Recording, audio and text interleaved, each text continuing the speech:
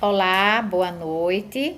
Vamos iniciar o nosso estudo, continuidade do capítulo 18, Inconvenientes e Perigos da Mediunidade. Estamos no item 8 e Kardec pergunta: qual é a idade na qual se pode, sem inconvenientes, se ocupar da mediunidade? Quer dizer, qual a idade? Existe uma idade estabelecida para que você possa desenvolver a mediunidade? Então, os nossos amigos nos respondem: não há idade precisa, e isso depende inteiramente do desenvolvimento físico e ainda mais do desenvolvimento moral. Há crianças de 12 anos que serão menos afetadas do que certas pessoas adultas. Falo da mediunidade em geral, mas a que se aplica aos efeitos físicos é a mais fatigante corporalmente. A escrita tem um outro inconveniente, que se relaciona com a inexperiência da criança, no caso em que quisesse dela se ocupar sozinho e com ela divertir-se. Lembremos que no vídeo anterior, Kardec perguntava se havia inconveniências para desenvolver a mediunidade na criança, né? E que existem já crianças médiuns com vários dons. Então, os espíritos nos falam que não há uma idade precisa, né? Não tem aquela idade que depende de tal idade para esse desenvolvimento, mas depende muito vamos dizer assim, é um aglomerado de situações que impede que possamos dar início à educação mediúnica na criança. Como eu falei anteriormente, nós devemos levar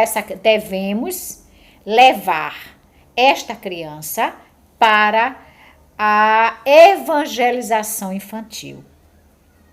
Quando essa criança já está maiorzinha, já na idade de adolescente, nós sabemos que tem os grupos jovens nas casas espíritas e que isso auxilia muito o jovem, né? Ele já vai buscar mais materiais, mais conhecimentos, para que no futuro ele possa, em plena consciência, ele possa educar a sua mediunidade. Então, a gente sabe que existem crianças que já traz o dom mediúnico já desde o berço. Mas nem por isso os pais vão levar essa criança, incentivar essa criança a educar a mediunidade quando ela está numa fase ainda muito infantil.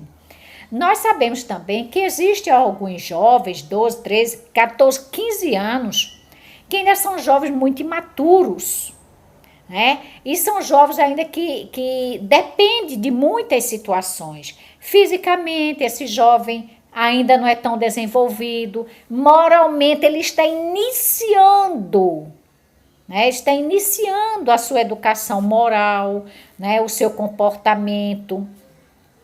E também tem uma coisa, o adolescente, ele é muito, quer tudo, né? É aquele adolescente que quer descobrir tudo de uma hora só. E isso incorre em grandes riscos quando nós vamos levar um adolescente para a educação mediúnica. Existe a inexperiência da criança, a inexperiência do jovem, são tantas coisas que é melhor que nós aguardemos um pouco mais, que este jovem amadureça um pouco mais, que este jovem já venha com algum conteúdo, né? Porque digo e repito várias vezes, o estudo, gente, é muito importante. O estudo leva ao médium a assumir uma responsabilidade na sua educação mediúnica com confiança. Porque esse médium ele vai estudar, ele vai pesquisar, ele vai buscar conhecimento dentro daquilo que ele vai ver, sentir, né? Então, são tantas coisas que vai acontecer que é preciso, acima de tudo, ter um pouco do conhecimento.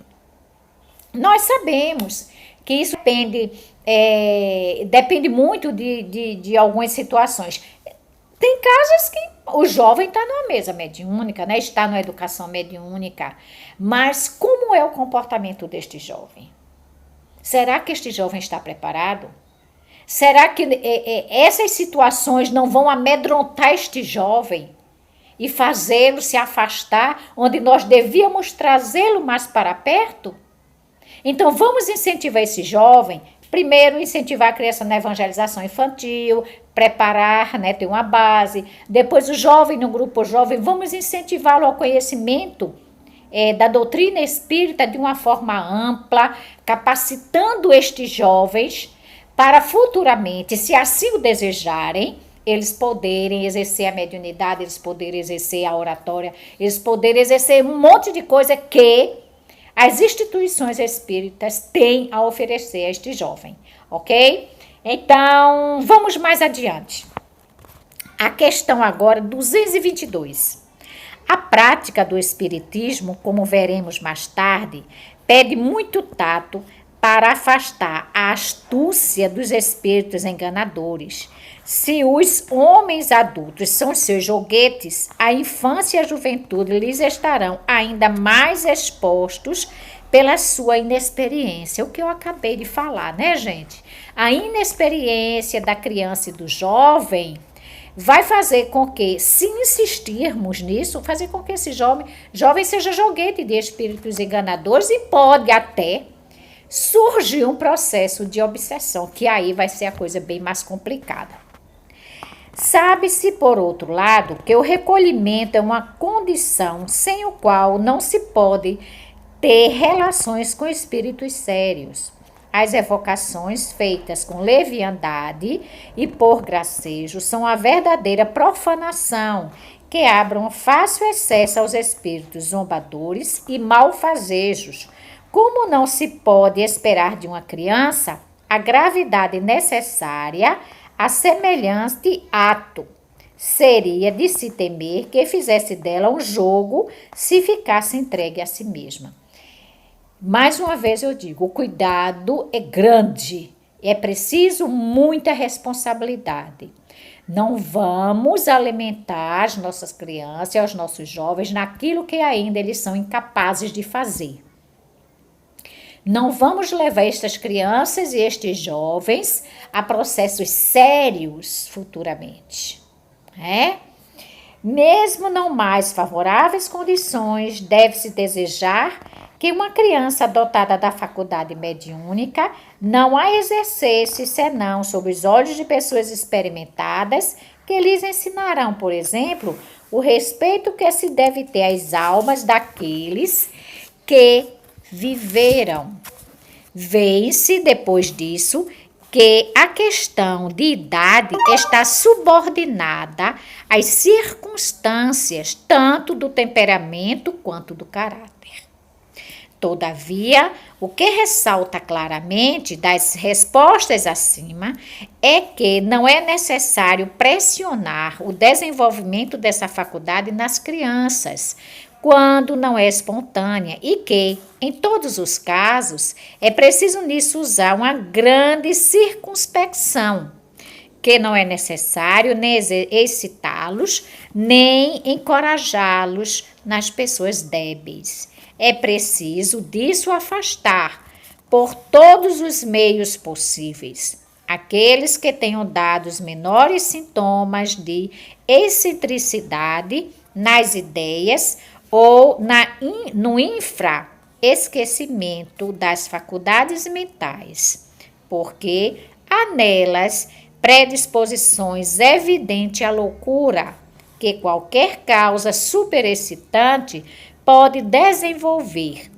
As ideias espíritas não têm, a esse respeito, uma influência maior.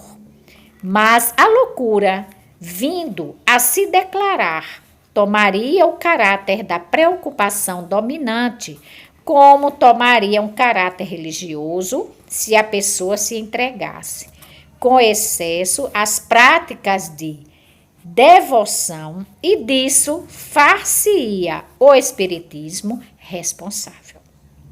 O melhor a fazer com todo indivíduo que mostre uma tendência à ideia fixa é dirigir suas preocupações para outro lado, a fim de proporcionar repouso aos órgãos fracos. Chamemos a esse respeito a atenção dos nossos leitores para o parágrafo 12 na instrução do Livro dos Espíritos. Gente, aqui é um resumo desse capítulo 18 dos inconvenientes e perigos da mediunidade. Nós precisamos ter bastante cuidado. Nós não podemos alimentar na criança esse desejo de educar a mediunidade tão tenra idade, no jovem também, porque o jovem tem ainda uma grande inexperiência e por isso nós não vamos levar as nossas crianças e os nossos jovens a incorrerem em riscos, a serem enganados. Não devemos permiti-los que façam brincadeira de tais situações. E quanto às pessoas com problemas psíquicos ou predispostos a esse tipo de problema, nós também não devemos alimentar. Não devemos levar esta criatura ao desenvolvimento da mediunidade. Pelo contrário, devemos desviar estas ideias, estes pensamentos que essas criaturas têm, ou que muitas vezes as pessoas incutem estas criaturas, mas nós devemos trazer essas pessoas que são tão necessitadas de esclarecimento, que realmente precisam melhorar assim, alguma coisa, que precisam ser alimentadas de uma outra forma. Então, convidemos essas pessoas para fazer tratamento, para tomar água fluida, para passes magnéticos, para simples trabalhos dentro da casa, porque a instituição tem tanto que oferecer em termos de cooperação, na verdade. Colocar uma pessoa dessa para estimular essa pessoa numa biblioteca, numa livraria, porque assim ela desenvolve de alguma forma pensamentos bons e vai estimular a leitura nestas pessoas. Traz estas pessoas para próximo de nós, mas não levá-las para a educação mediúnica. Vamos oferecer o que pudermos a esses nossos irmãos, mas vamos também ajudá-los a não se prejudicar em demasia. Por outro lado, nós sabemos que quando isto acontece, será grande o prejuízo para a pessoa e também para aqueles que contribuíram com tal situação. Então, meus queridos, eu espero que este capítulo tenha servido de esclarecimento para nós, né? E nós vamos dar continuidade, sim, aos nossos estudos. É de grande importância, é de suma importância estudarmos. Eu tenho um pensamento assim: toda casa espírita deve oferecer o maior número de estudos possíveis a seus frequentadores, aos seus aqueles que são os ceareiros, né? Aqueles que se permitem ajudar. E principalmente aos médiuns que estão na educação mediúnica, que estão em trabalhos desobsessivos, porque o estudo é que vai capacitar as pessoas, o estudo é que vai dar conhecimento, o estudo é que vai fazer com que essas pessoas se esclareçam e não tenham medo, né, da doutrina que muitas pessoas ainda têm, que não alimentem pensamentos negativos, e fazer com que conheçam mesmo, né? Então, na próxima, amanhã nós estaremos já iniciando o capítulo 19, papel do médium nas comunicações espíritas, ok? Tchau, tchau, espero que tenha sido um bom esclarecimento para cada um de nós, ok?